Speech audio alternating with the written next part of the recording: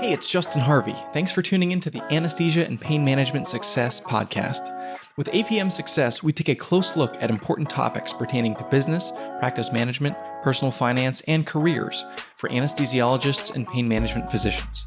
We work hard to take your critical questions straight to the experts. Thanks for listening.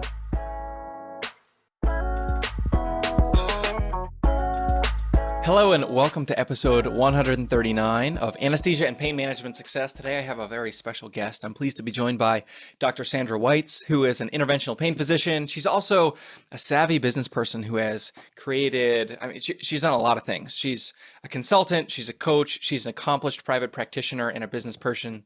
She has an immense amount of knowledge and encouragement to offer to specifically the pain management community, but more broadly to anybody interested in private practice. So really excited to be joined by Dr. Weitz. Thanks for joining us today. Thank you so much for having me. So the genesis of our meeting, Dr. Weitz, you have this, what now I guess is like a side business with the practicebuildingmd.com. And I think a lot of you engage a lot with physicians who are interested in private practice or think they are, and are we were just talking about like Facebook groups where they tend to share ideas or share discouragements in some cases. Why don't you give us a sense for some of the things that you've seen lately among doctors who think that they want private practice or maybe are earnestly moving in that direction, but are really encountering some headwinds from a lot of different places? So can I say a couple of things first? Number Please. One, I am a board certified anesthesiologist, fellowship trained, board certified pain specialist. I, however, would not characterize myself as an interventional pain specialist because I really believe in a multimodality, multidisciplinary approach.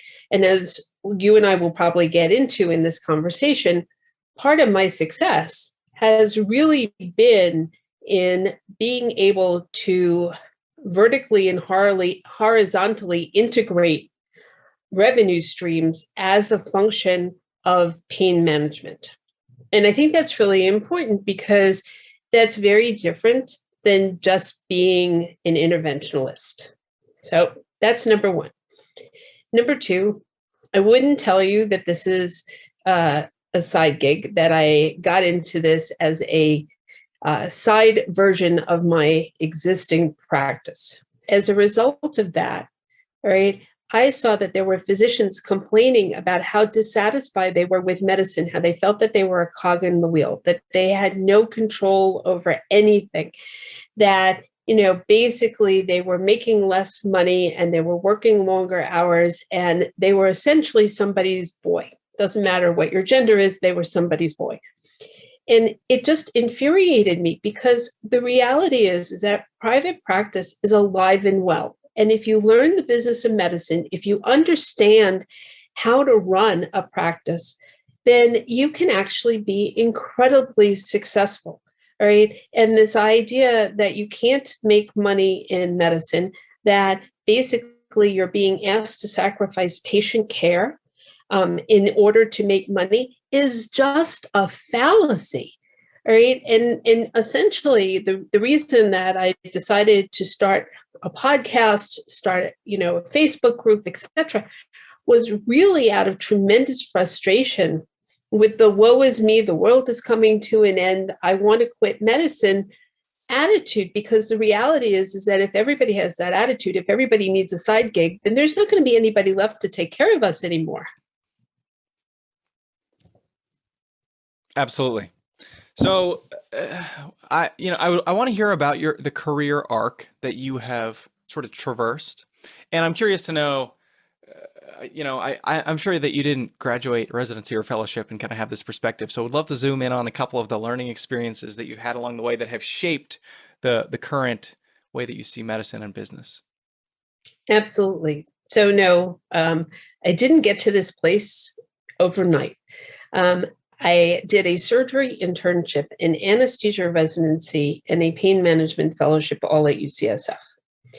And this was at a time where really they were teaching or practicing this multidisciplinary, multimodality approach to pain. And really, I came to understand that pain is a biopsychosocial disease, that there's a physical component. There certainly is a psych component. Anybody who's a pain doctor listening to this is probably nodding their heads going, yeah, yeah, yeah. People suffer with depression, anxiety because of their pain, and social, it interferes with your social interactions, your family, your job, every aspect. Okay.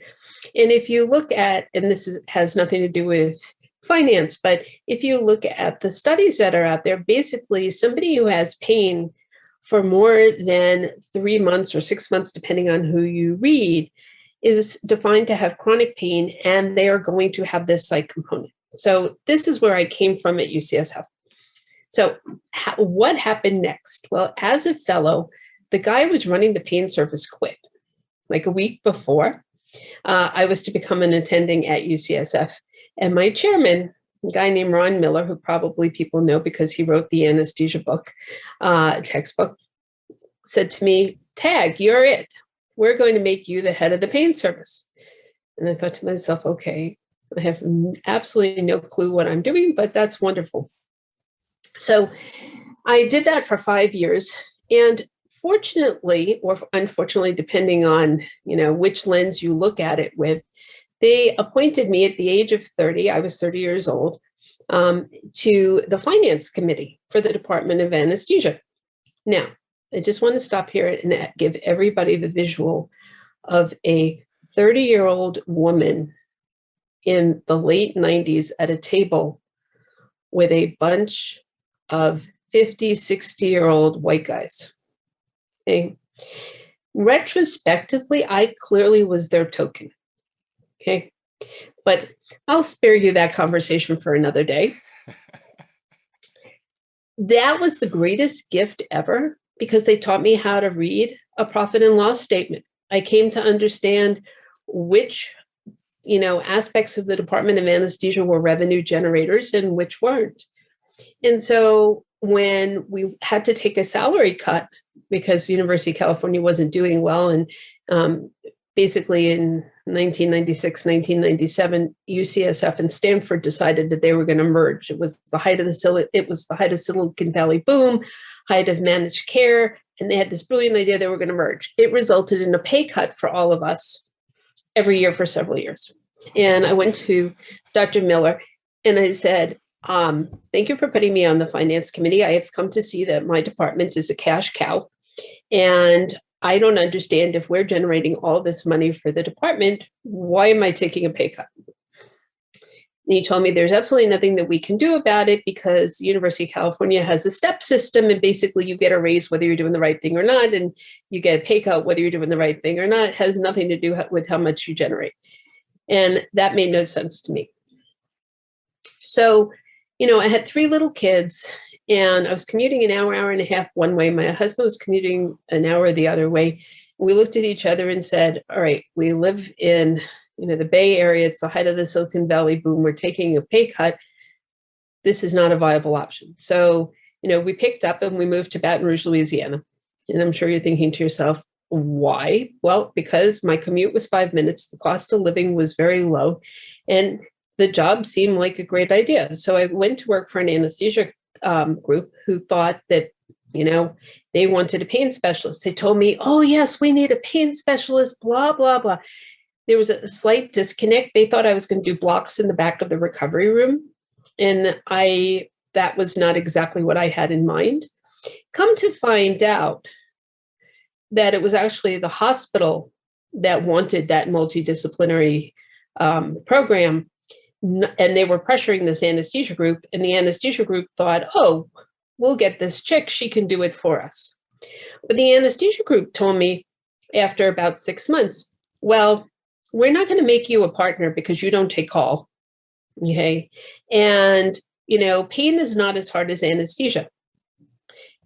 Now, the joke of the entire thing, when you talk about life lessons where you have these epiphanies, I understood the billing. They did not. Yeah, right. And the P&L. And I understood the P&L, and they did not. And they told me that I was a loss leader, and I showed them the codes and my reimbursement. And I said, not only am I not a loss leader, but you guys are, this is, let's see, 1999. You guys are only paying me $225,000 and I can collect, all right, several $1,000,000 for you people. What is wrong with this picture? Yeah. And they're like, no, no, no, you're all wrong. And I said, okay, that's great. I'm all wrong. And I left. And I went to start the multidisciplinary program that the hospital wanted and went into private practice for myself. They made me a medical director. They agreed to build out this multidisciplinary program. Fast forward about 6 months, I'm off the hook busy. I've now hired 2 mid-levels. There are no more hours in the day. And so I go to the hospital and say, I want to form a joint venture because I have no more hours in the day. And basically this can't grow. I need to bring in more docs. And I want you to support. You're making money from the facility fee. You're making money from imaging. You're making money from the PTs. I want you to come into this deal with me and help me hire some docs. Is this an HOPD situation? Yes. Okay. And they looked at me and said, we are the 1,000-bed hospital, the 800-pound gorilla, and you're just a doctor. Why do we have to do this? And I said, well, let me help you understand this. If I leave, you don't actually have a program because I am the program. And their response was, oh, we'll get somebody else. And I said, okay, fine. And went out, and I'll fast forward for you so I don't monopolize the whole conversation, but went out, bought a lot, built a 25,000 square foot medical office building that initially was supposed to be an ambulatory surgery center and clinic on the first floor and then lease space on the second floor. Within 6 months of moving in, we had outgrown that space. So the entire downstairs became a multi-specialty ASC. For all of the anesthesiologists and pain people out there, it had 12 PACU beds. That will give you an idea of the volume that we were able to see. And then upstairs became a clinic space with 23 exam rooms. In the end, there were 11 physicians, a mid-level for each one of them. And then we added on other related services. So you are clearly at an inflection point there. You're at this place where I know what I'm collecting. I know that I'm not only underpaid, but not appreciated, which is kind of the most offensive part of the whole thing. And you were vetting your options. Can you take me through sort of the due diligence process that you went through to try to figure out, should I build? Should I find another practice? Should I move out of town? I'm sure there were a few things you were considering at that point. So, I think the bigger question was, when I left the hospital, where do I go to? Do I buy a building? Do I build a building? How big is this building? What am I actually going to add to it? And, moving out of town, I have to tell you, was at one point a consideration, but we made a list of the things I liked and I didn't, not only my husband, liked and didn't like. So, we moved from San Francisco, as he likes to say, not because the weather was terrible or it was an ugly place to live, all right? But the cost of living was really high and the commute was ridiculous, okay? Or maybe it was the other way around. In any case, right? When we thought, okay, this is not working, I need another opportunity. Then it became, okay, well, where could we move? Well, I had a list of criteria. Having grown up in New York and having gone to school in Boston, I didn't want to live any place that had snowed in order to get my 3 kids out the door to go to school, right? That takes away half the country. I wanted a place that had a low cost of living. When we left San Francisco, the nanny told us, and, now it's many years later, so I'm not going to get in trouble, but we were paying her $45,000 under the table. And she told us, it's a good thing you're leaving because you're grossly underpaying me. Right. So I knew I wanted to live someplace where the cost of living was low. And I wanted to live someplace that was family oriented, that I could go to the kids' events and that I didn't spend all day in the car. So we looked at jobs in Dallas. We went back and looked at a job in Los Angeles. We looked at other places, and on balance, realized that Baton Rouge answered many of those questions. Because I actually had already, I understood the numbers. I knew how many cases I was doing, procedures I was doing a week, and basically put together a pro forma of how many cases I would need to do in order to have an ambulatory surgery center be profitable. So I knew that I only had to do 25 cases a week, which is nothing for a pain specialist. Yeah. All right. In order to float that ambulatory surgery center by myself. All right. So, and I already knew that I had another 2 docs who were coming, one who was literally about to come and one who I had hired was going to come in 6 months. So if they did the same 25 a week, right, we would be absolutely flush. So the decision to build the surgery center was essentially a no-brainer. Okay. In terms of build versus build from scratch versus buy, we actually worked with a commercial realtor to understand, and with an architect. Happy to share the who. As a matter of fact, our architect is a well-known healthcare architect who actually he's the guy who wrote the code for ASCs. His name is Bill Lindemann.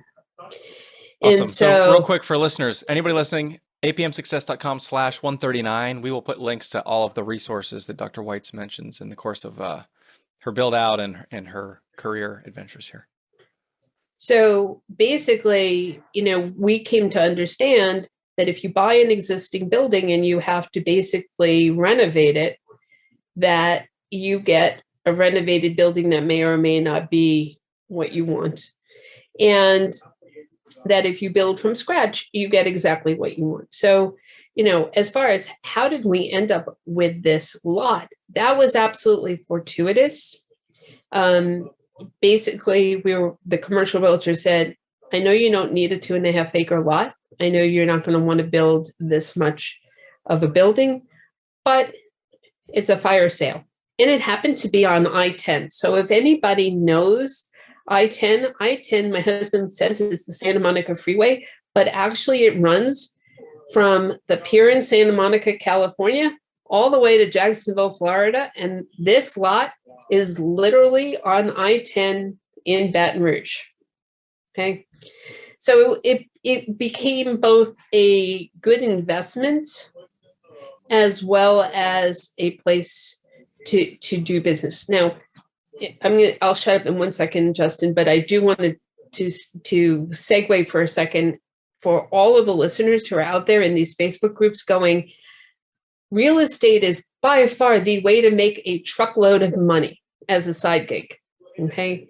Let me tell you that the best real estate investment you will ever make is owning your own space for your practice, because you control the space. If you buy rental properties, let's say, apartments or even commercial, but you are not the tenant, you have no guarantee how long that tenant is going to stay, what you're going to have to put in TIs, and so forth. By owning my building and being the person who's renting it, I knew that my practice was going to stay there. I knew ultimately that the ambulatory surgery center was going to stay there. Gives you a lot more control. If we could dive down into the weeds for 1 second on a billing and a revenue question, because this is something, especially if you're going from a hospital environment to an office or surgery center based environment, understanding the difference in facility fee at these different places, going from a place, hospitals can charge a lot more for the same stuff than you can if you do something in your office, and the surgery center tends to kind of slot in the middle. So can you describe how you had sort of walked through that? Okay. I'm going to clarify a couple of things. First of all, let's look at a global cost. Okay, let's say for an ESI. If I do an ESI in my office, that's considered a non-facility. Okay.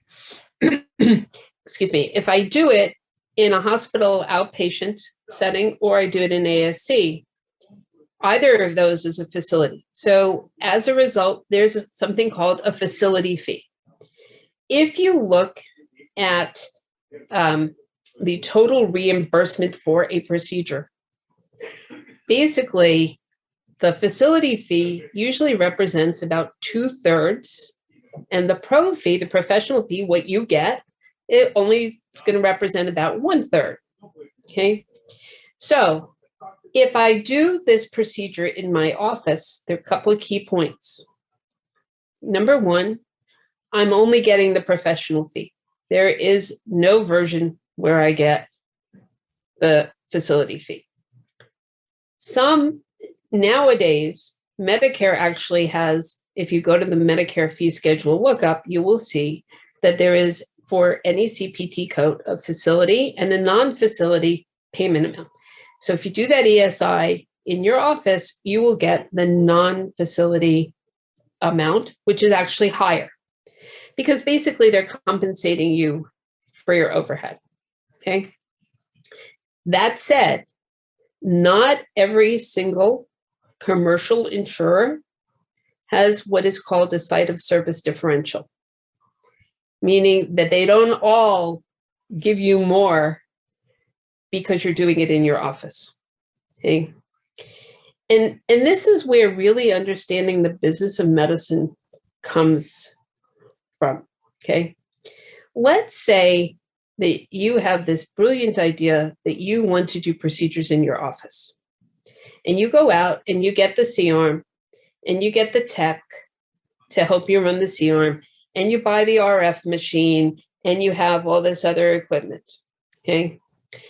You sure as hell better know that the reimbursement, the differential between your pro fee from the non-facility and the facility, is enough extra that not only it covers all of your additional overhead, okay, but that you're actually making a profit. Because otherwise, why is it worth it to you to go through the hassle of doing it in your office? Okay. Now, let's say that you're at least breaking even. Should I do it in my office, or should I do it in an ASRA or a hospital outpatient setting? Chances are, not only chances are, I'll make a pretty much absolute statement.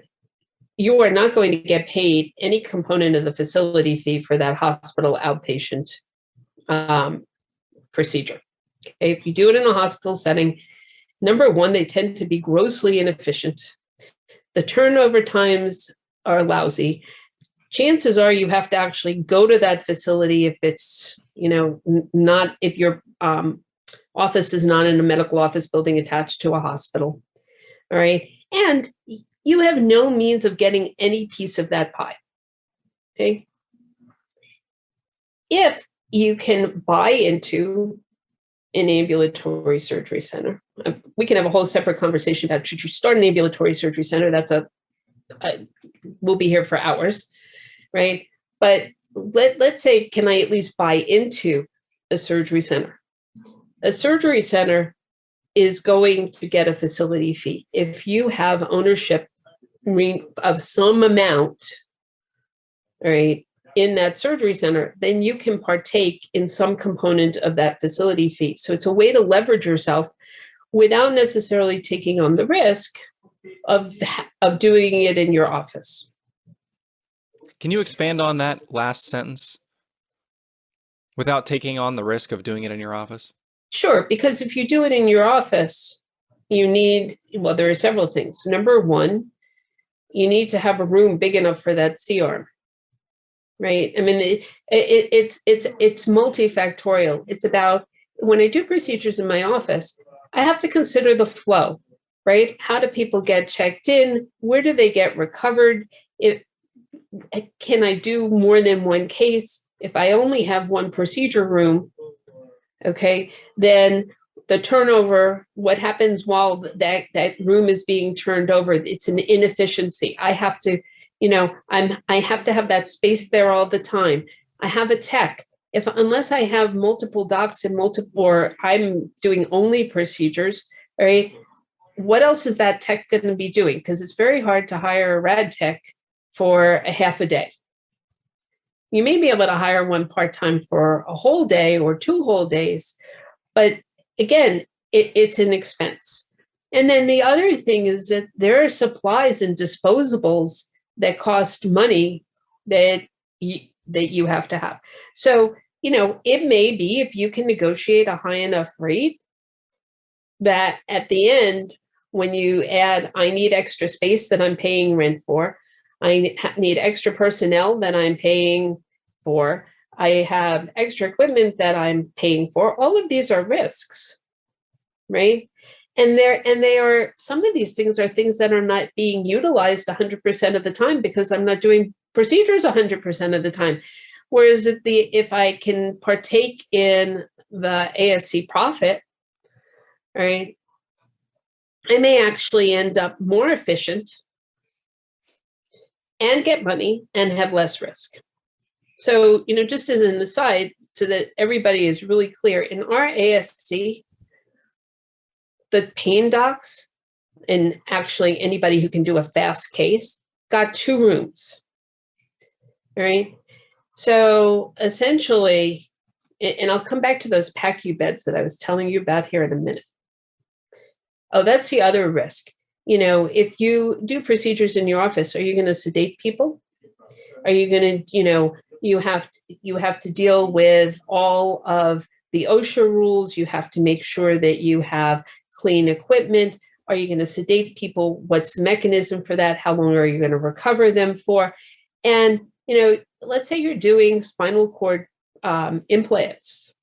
Chances are you're still going to have to go either to a hospital outpatient setting or to an ASC, right?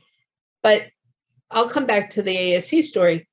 You can run 2 rooms simultaneously. So basically, they bring the patient into room number 1, put on the monitors, get the patient positioned, do everything. I walk in, I do my procedure, I take off my gloves, I walk across the hall. That next patient is already teed up on the table, ready for me to go. So we could easily do 25 short cases in a half day. Right? If you are doing these procedures in your office, maybe you can do that if you have 2 rooms, but then you're paying for those 2 rooms. So you made this decision. You looked at the alternatives. Your broker says, we found a great spot off of I-10. We think that this is the place of the going to be the promised land for you. Was there a moment as you're processing this decision and you're signing on that lease and you're breaking ground on a place that you hope one day is going to be able to make you money, but this is like an orders of magnitude significantly increased risk for you and your career and financially. So can you maybe take us, what were you thinking at that time? Was there doubt for you? Was there uncertainty? Was there a moment of like freaking out, or were you able to see all the way sort of to the end and you had a confidence from the beginning that it was going to work? I think the error in that statement is from the beginning, because by the time I actually decided to buy that lot, I had already had 5 years in academics at UCSF, and I'd already had 2 years of doing the private practice thing on my own, where basically, it is test. I mean, I looked at the schedule every day. I looked at the, my billing reports every day. I knew exactly how many, I had, if I tell you how many Excel spreadsheets and charts of how much are our charges going up, what our collections look like, what's the trajectory, all right, what's the trajectory, how many referrals do we get, what's the waiting period for a new patient, we're bringing on another doc, where are we going to put them? So, really by the time I went to break ground on this building, and I already had, 2 mid-levels and 2 physicians, I had a pretty good idea of what that trajectory was going to look like. So by that point, my angst over this, really wasn't great. And I will tell you that I was profitable from the practice perspective, really from the moment I opened my doors when I left the anesthesia group. Now, I will tell you that I was extremely fortunate. We lived entirely on my husband's salary, and every penny that I made in my private practice went towards buying and fueling that building of that building and the ambulatory surgery center. Now, I will tell you that we opened the doors of the ASC in April and were profitable by June, having paid off all of the startup costs and the operating costs. Right?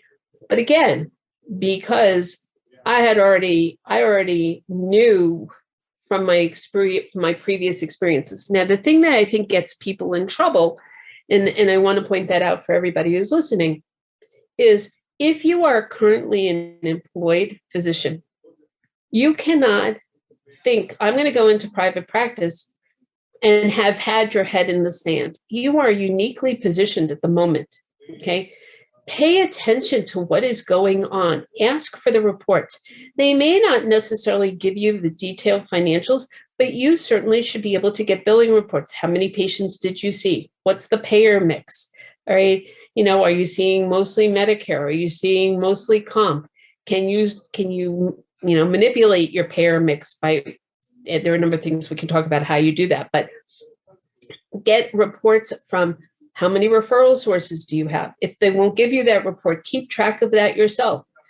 Understand every aspect of how the practice that you're currently in works. All right. One of the things that I said to you, Justin, was that my husband is a urologist who's always worked for a multi-specialty group. And he has not a private practice bone in his body. Why? Because he's the guy, like a lot of people, who shows up, the first patient's at 8, he shows up with his coffee in hand at 7:55, puts on his white coat, walks into the first room, says, "Hey, Mr. Jones," sees Mr. Jones, writes his note, moves to the next room, day goes by, end of the day comes, he takes off the white coat, grabs his keys, and off he goes. Say to him, "So, Alex, how do people actually get scheduled to see you?" "What do you mean?" They call. And then who does what? "I don't know." "Well, okay, you need to schedule a case in the OR. How does that happen?" "I don't know. My MA does that." Right? If you are Alex, all right, then, and you think you want to go into private practice, now is the time to really start to understand each one of those steps, because that is how you decrease that anxiety of, is this actually going to work? All right. Because if you have your head in the sand and then you go, "Oh, I think this sounds like a great idea, I'm going to do it," there's a whole lot that's involved. It is not difficult at all. But there is a stepwise progression of what has to happen, and you need to understand that stepwise progression. And then the last thing I want to say, Justin, about, you asked me, did I have a vision for the end? I want to be crystal clear about this. I had all of these related businesses, but they didn't start because I wanted to have yet another business, right? They started because I was doing procedures and I got annoyed at the slow turnover time in the hospital outpatient setting and realized that this ASC was going to make me far more efficient and give my patients much better patient care. I added physical therapy because I was sending them to a physical therapist, and they would come back and they would tell me, "Oh, I saw the PT assistant who showed me some exercise and they never did manual therapy on me." And then I'd have to explain to the patient, "Wait a minute, I wrote an order that said do X, Y, and Z. And so instead of doing cleanup on aisle 9 all the time, by bringing it into my practice, right, as a related business, I actually provided the patient with a better experience." Same thing when you send somebody to a radiologist, to an imaging center, And the radiologist is, not a neuroradiologist, and they're reading a spine MRI, right? And so ultimately, the reality is this: the insurance companies are going to pay someone. The patient is going to pay someone. So if they happen to pay me and a related business that I own, but it ends up having them provide a better service for that patient and for that insurance company, that's not a bad thing. One thing you mentioned that I just want to zoom in on, and then I have another question. I think knowing yourself, you mentioned your husband, Alex, and come in, see patients, provide excellent and attentive care, and then not worry about the details. And he apparently is happy and thriving in that environment. If that's you, then there's this glamorous, idealized, picture of private practice that can be desirable. But if you're not invigorated at the idea of trying to understand, get your head wrapped around your payer mix and how the billing works and your top 10 CPT codes and what that's going to mean if you move them from a hospital to a surgery center and or office, if you don't like eat that for breakfast, then you should take a hard look in the mirror and make sure that a life-altering transition like Dr. Weitz, the one that you went through, is really the course of action that makes the most sense. And one thing that I'm struck by as you sort of are describing your story is the continuity of momentum between what you're doing in the HOPD and then building and taking doctors with. Obviously, I'm thinking like non-compete, non-solicit. You got patients, and obviously you continued to have a high volume. So can you talk a little bit about the transition and what you had to navigate, what you had to think about, and how you managed to preserve momentum for your business as you went to the new site?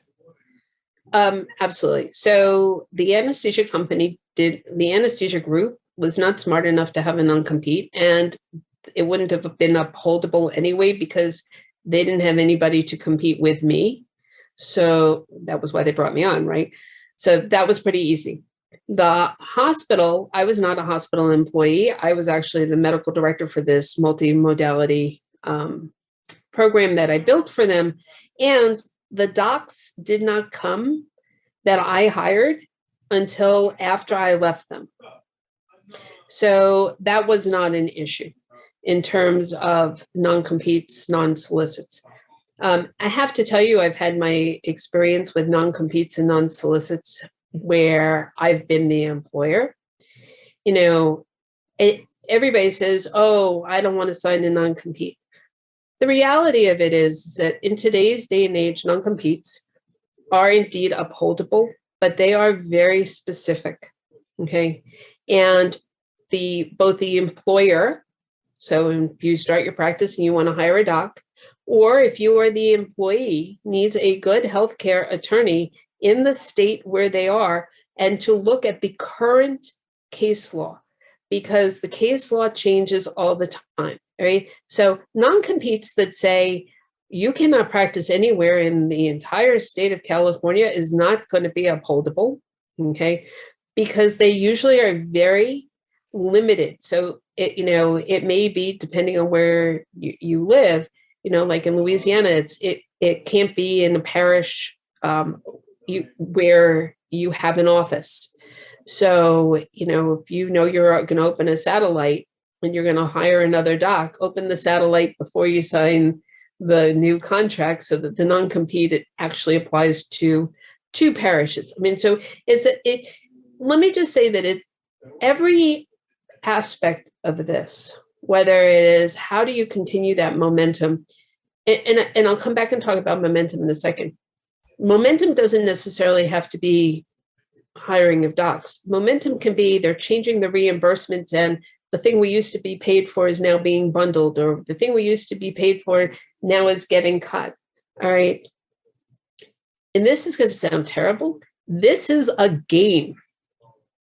All right. There is nothing more to this than it's a game. If you like to play games, if you like Wordle, if you like spelling bee, all right, on the New York Times, this is just a game. The rules are really pretty simple. And if you make it your business to learn the rules and to anticipate the changes in the rules and stay one step ahead of the game, you will not only survive, but you will thrive. All right. But again, if you are not interested in doing that, if every time something happens, it takes you by surprise, you're going to end up in trouble. But to come back to the non-compete, we actually wanted to hire a pain doc who had a non-compete, who was in town. We desperately needed help. And, I recruited the heck out of this person and went to them and said, I understand you have a non-compete. What is it going to take to get you out of the non-compete? Right. And ultimately, long story short, got a dollar amount that it was going to take to buy them out of the non-compete. We did the math. We figured out how long is it going to take us to break even if we buy this person out of the non-compete, all right? Particularly if their patients follow them, all right? And how much revenue can that generate? And what's the ramp up look like of that? And ultimately struck a deal, and the person wanted to go, like the person wanted to leave. Ultimately struck a deal where they paid part of the non-compete, and we paid not part of the non-compete with the condition that they would stay with us for a certain amount of time. And it turned out to be a win-win. Okay. But the two things I would tell you about that are, number one, virtually everything in life is negotiable. Okay. So, in my vocabulary, when you tell me no, I anticipate that really means maybe. And then the corollary to that is, when you negotiate with somebody, explain to them how it's going to benefit them. The worst thing that you can do, understand, again, back to these Facebook groups about how strong you're supposed to be in negotiations and how you're supposed to stand up for yourself and all. Yeah. Okay. Yes, you should do that. And you should know your worth. And you should know where the line in the sand is and when you're going to walk. Okay. But that's what you hold close to your chest, and you don't tell the other person. In talking to the other person, you really want to come across as how what I'm offering you is going to help you. Put yourself in their position. Tell them how you're going to solve their problem. I promise you, in the long run, it will get you way further than if you come at this from the I'm entitled to X, Y, and Z, and that this is my bottom line. Makes a lot of sense. Well, and that's how we got this doc to come, because for them, and for them to pay part of the amount of getting out of their non-compete. So I know that you see a lot of doctors who are interested in practicing in the private practice setting, especially like office-based, and also who are interested in launching practices. So in the few minutes that we have left, maybe share a couple common mistakes that you perceive, or mindset, perhaps mistakes, or errors, assumptions, things that are happening right now in the trenches that doctors should be aware of, that they may face this when they go to take these steps. Number one, it's going to take longer than you think. Okay. From the day, the longest thing is to get yourself contracted. Number one, credentialing and contracting are not the same thing. Credentialing is the good housekeeping seal of approval. Contracting is how much are you going to pay me per line item for CPT codes. Number two, don't believe that you cannot negotiate your contracted rates. There's a whole lot of misinformation out there that as a small practice or a solo practitioner that you can't negotiate your rates. You absolutely can. There's a process for that. It takes time, but you certainly can. Now, you can't tell them, oh, you should just give me more money. If you're going to renegotiate your rates, think about what's your niche. And actually, that's one of the key things when you start your own practice, and even as you grow it, is what's your niche? What makes you different? What do you bring to the table that solves a problem that doesn't currently exist or is underserved? Okay, so you can negotiate your rates. It's going to take 3 to 6 months to get those contracts in place. Okay, so when I said it's going to take longer than you think, understand that there are startup costs that exist before you make $1. From the day that you open your doors, no matter how magnificent you are, and even if you don't have a non-compete, all right, or a non-solicit, and you open literally across the street from where you were, not everybody is following you. It will take you some time to ramp up.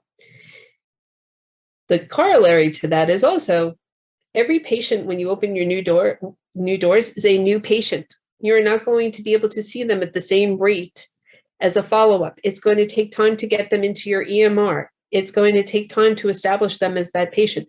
So if you can see 20 patients in a day, let's say, just as an example, those first couple of weeks, you're going to see 10 patients a day because it's going to take time to work out the kinks. You need a process for absolutely everything. I was talking earlier about the fact that you need to look around to how do people get scheduled, how do referrals happen, how do prior authorizations happen, all of these things. Each one of those things needs a written process, right? They are not going to happen just because. And ultimately, you will have to be the driving force for them because it's your baby. You have to tell people what you want. And then, and the list could go on and on and on, but I think I want to end with probably the most important thing is don't abdicate your role.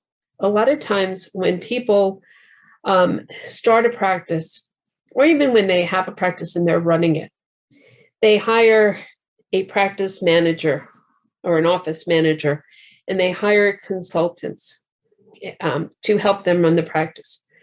It's great if they help you, but they should not be the ones running the practice for you. You need to understand what they do. You need to give them guidance. You need to actually be an active participant in this. Don't abdicate your role thinking, oh, they know more than I do. I'll give you a great example of that. I have learned over the years how to read every single contract, right? Whether it's a lease, whether it is hiring a new doc, ultimately lawyers, I'm going to pick on the lawyers here for a second. Ultimately, lawyers don't know the business of medicine. Okay. Same thing with the accountants. They can crunch the numbers and give you a P&L statement, but they can't address your P&L statement in the context of workflow.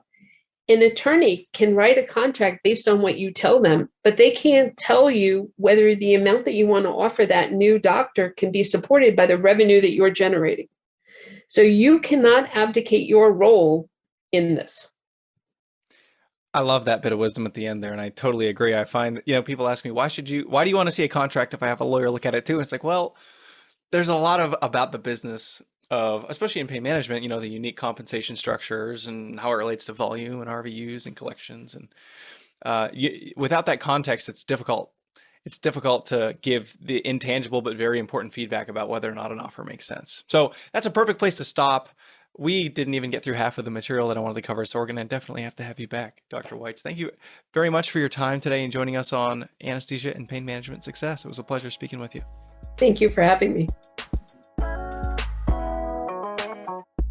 If you liked what you heard this week, head on over to apmsuccess.com, where you can find more content and free resources to help you build a successful career in anesthesia and pain management. If you wanted to leave a review in iTunes, I'd also really appreciate it. Thanks for using some of your valuable time to join me today on APM Success.